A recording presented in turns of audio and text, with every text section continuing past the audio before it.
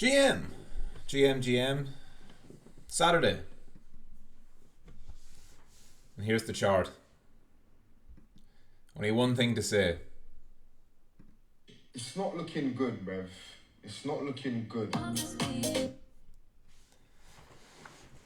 Couldn't put it better myself. So, looks like shit. And so begins everybody panicking and complaining and crying and bitching and moaning for the next few months to set up the nice golden bull run to the end of the year. Right. If you didn't see yesterday's daily levels, you should watch it because I basically break down exactly why I think the top's in on Bitcoin. And the main point of that would be Grayscale and GBTC. As we've now seen with 2 days of flows from the ETF, they were an absolute shit show in terms of the net. The net has been massive outflows, meaning all the ETF buyers that bought Bitcoin wasn't enough to outweigh Grayscale, dumping 500 million net outflows. So essentially, what the ETFs are a way for the Grayscale insiders to cash out and the whales to get out of their dog shit GBTC trade and have it converted over into into an actual Bitcoin ETF. So this is good, by the way. This is good because it means that people will be more hesitant to sell. They'll probably just say, well, some of them will keep it. But in the short term, so basically, if Grayscale's fund had remained as a just a trust and didn't get converted to an ETF, there would be still a discount, right? There would still be a discount, but because there'd be BlackRock ETFs and stuff, there would have been massive outflows. People would have just taken the loss, whatever, 10%, 20%, and they would have just dumped their GBTC shares and then redeemed, and then you would be left saying, are they going to actually put it back into an ETF or are they just going to sell it? Because at that point, they'd have to decide, do we just keep the Bitcoin or do we just sell the Bitcoin, or do we actually bother to put it into a new ETF wrapper? All right, anyway. Whatever Grayscale holders are going to do, we don't know. But DCG themselves own a decent amount of, and I can't believe I had to go onto TikTok to get that clip. Low T. Grayscale, DCG, GBTC holdings.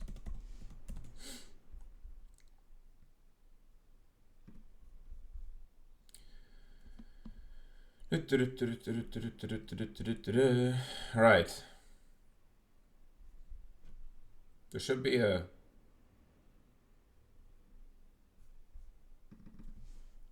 GBTC share ownership. Should be able to see who owns it.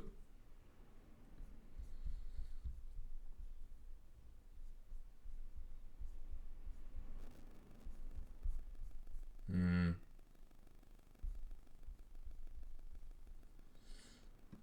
74 institutional owners. Here we go.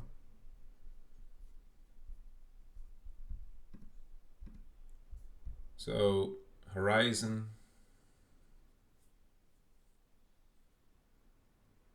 ARC, Kinetics.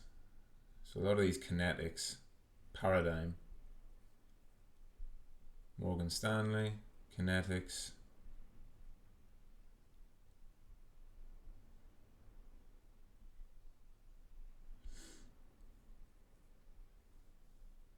Rothschilds, lol.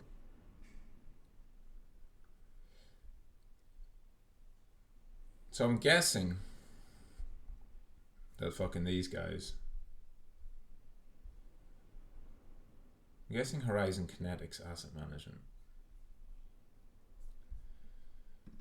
This has gotta be fucking Digital Currency Group, no? Or some way connected to them. One of these Kinetics fucking things. Independently owned. Straight to the about section.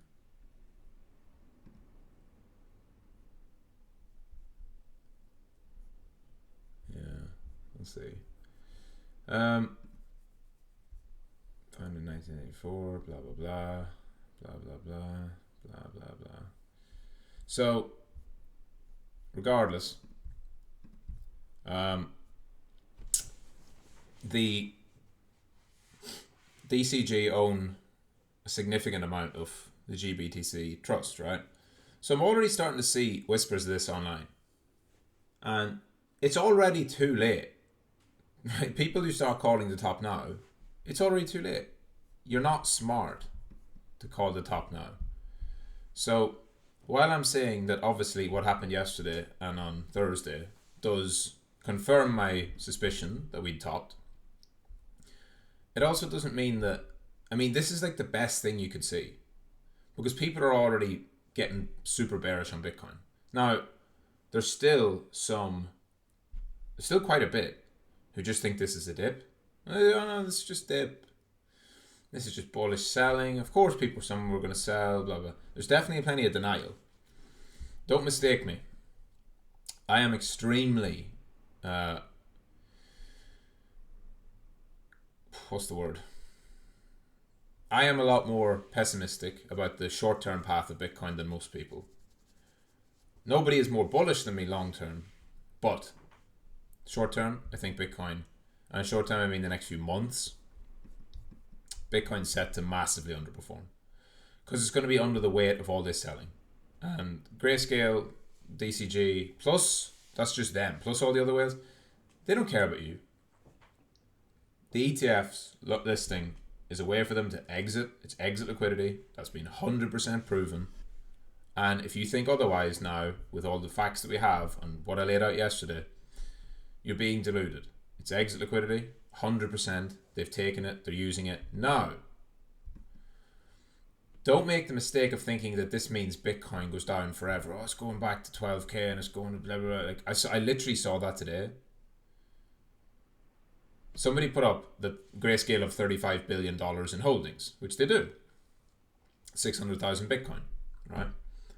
And someone was like, oh, 12k won't even hold. Like, you're a fucking idiot. You're literally a fucking idiot. It's not how markets work. First of all, they're not going to sell $35 billion worth of Bitcoin. Secondly, for it to go to 12k would indicate that nobody wants to take the other side. There's no demand. It's just, no. The whole thing was a scam just for them. That's not true either. This is one big holder or a big group of holders that were stuck in a bad trade for years that are getting out of it. Right? DCG and Grayscale. It literally bankrupted their firm.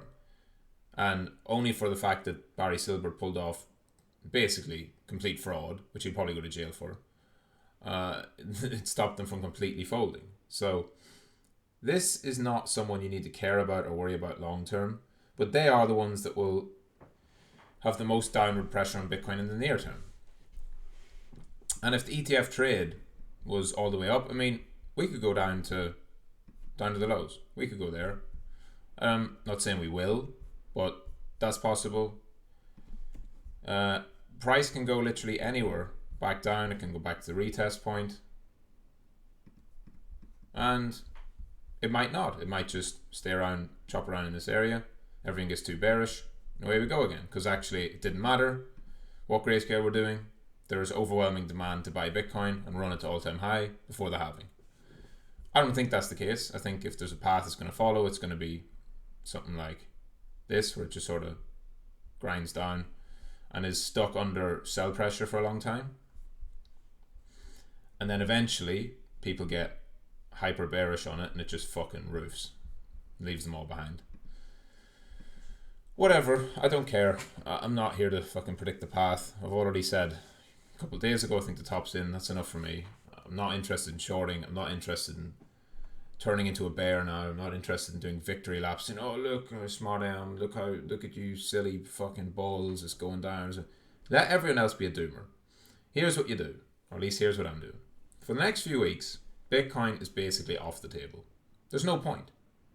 Because we know that there are billionaires with billions of dollars who have proven that they want to sell. So no one's going to, it's game theory. No one's going to come in and pump Bitcoin. Like no one is going to No big player is going to come in and go, I'm going to buy loads of Bitcoin right now. Because they know that as soon as it pumps or moves up at all, they're going to get dumped on by Grayscale and whoever else. So we just move on to alts. It's very simple. Alts are easier to pump. There's no overhang. There's no FUD. There's no bearishness. And away we go. So what you do need to keep an eye on for Bitcoin is obviously the market will bottom out when Bitcoin bottoms out. So like at a local bottom, I see Bitcoin, in fact I will go back to Bitcoin briefly. Remember the path I talked about yesterday? It's pretty much exactly what I expect to see from here. So we had the flush down, and was this the one where I'd drawn on? No. I think it's on the Binance chart. That's not it. So many charts.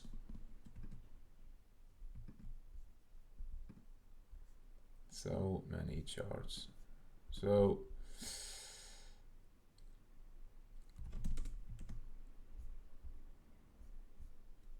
there was one where I'd drawn my paths on it. There's definitely this fucking chart. Let's see. Nope.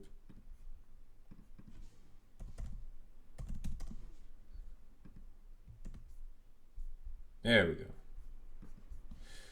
So that's the path that I'm expecting. Don't know about this part, but I'm expecting it to bottom out in here and then run up. So basically what you're looking at from here is that it spends the next week or so, 4, 5, 6 days in this area. That's all that matters. I don't care if it goes up, down, sideways, how it looks. It just has to go sideways, right? And it has to do that for quite a while.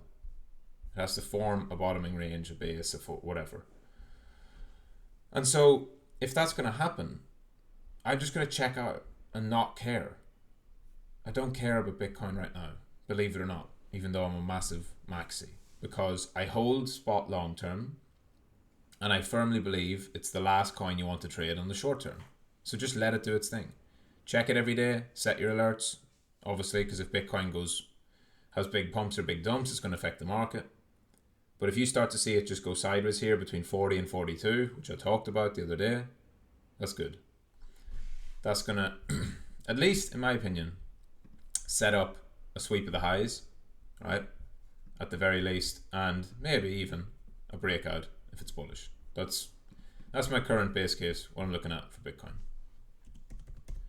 But now it's all about ETH, and I'll actually just go to ETH BTC to show you. Like, it's just,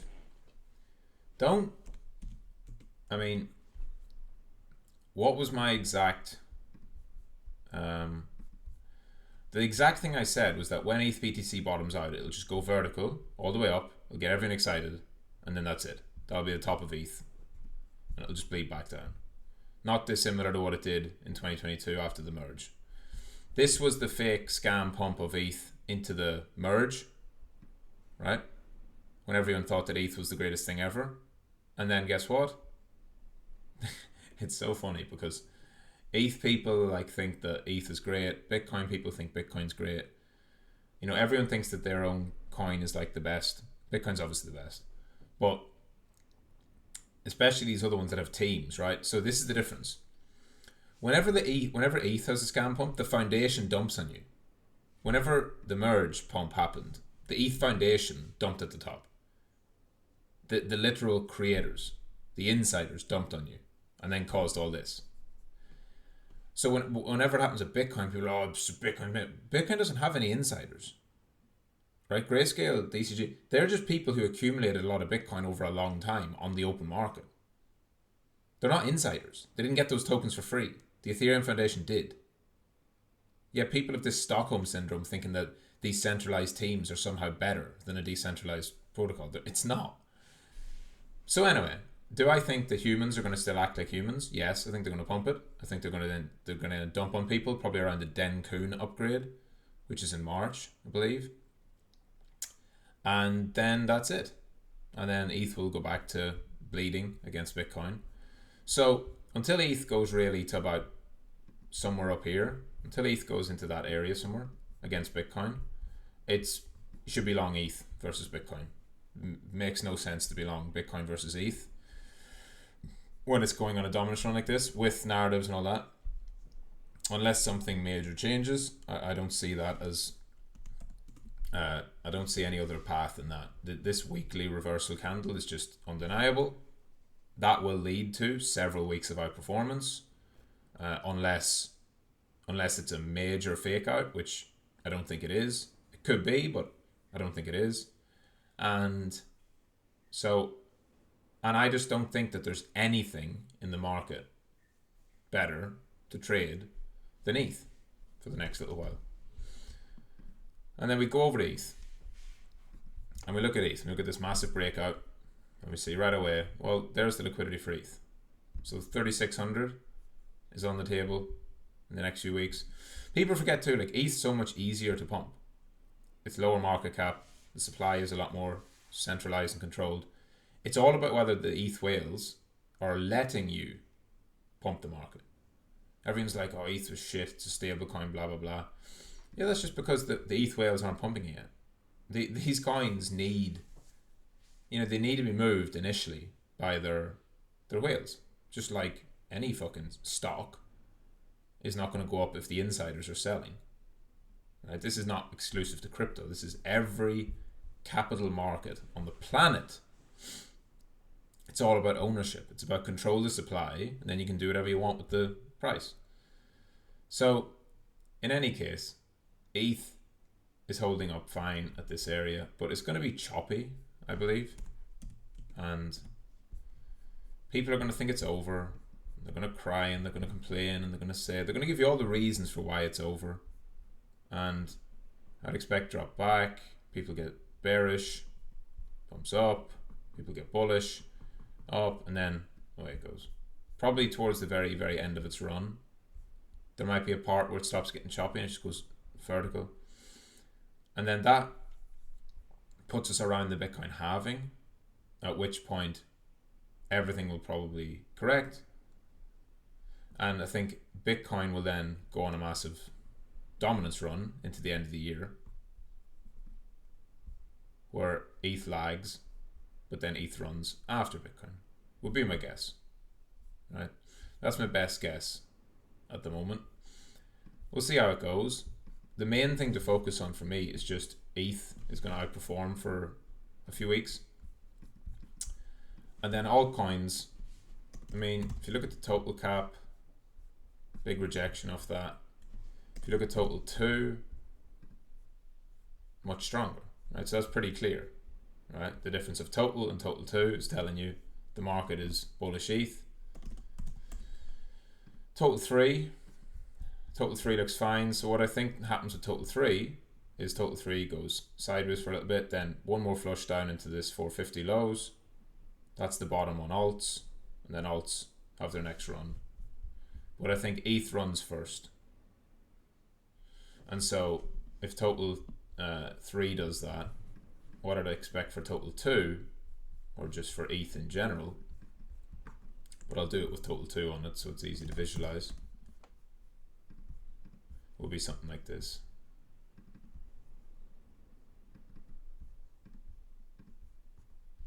And so this total 3 is the same exact path that I've talked about, just basically where total 3 has to chop around and around and around, doesn't make new highs, doesn't make significant new lows, as it just goes into a reaccumulation process. And at the same time, I think that ETH will push back up.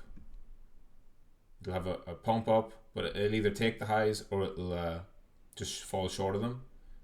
It'll have a flush, and then away it'll go. There we go. Because if ETH rallies up here, which I don't think it goes lower. I think now over the weekend, we're kind of, what we saw yesterday was capitulation, massive capitulation on Bitcoin, which is probably a local low for a while. We'll probably grind down into the wick, then rally up. But if Bitcoin goes sideways, ETH's going to rally. And so if we take this over here, I'll do that in trade of the day. So I'll leave that as it is, the daily levels. Trade of the day, I'll map Bitcoin and ETH side by side to show what kind of rough paths they expect to see. All right, GM.